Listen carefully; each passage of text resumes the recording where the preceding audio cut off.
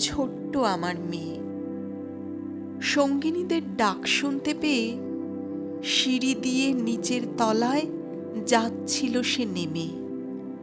অন্ধকারে, ভয়ে ভয়ে, থেমে থেমে। হাতে ছিল প্রদীপখানি, আঁচল দিয়ে আড়াল করে চলছিল সাবধানী। আমি ছিলাম ছাতে, তারায় ভরা চৈত্র মাসের রাতে।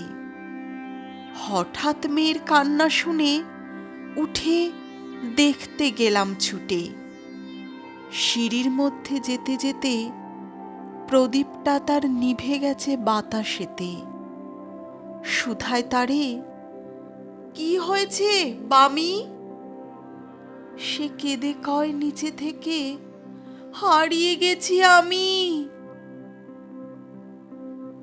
তারায় ভরা চৈত্র মাসের রাতে ফিরে গিয়ে ছাতে মনে হলো আকাশ পানে চেয়ে আমার বামির মতোই যেন অমনিকে এক মেয়ে। নীলাম্বরের আঁচলখানি ঘিরে দীপ শিখাটি বাঁচিয়ে একা চলছে ধীরে ধীরে।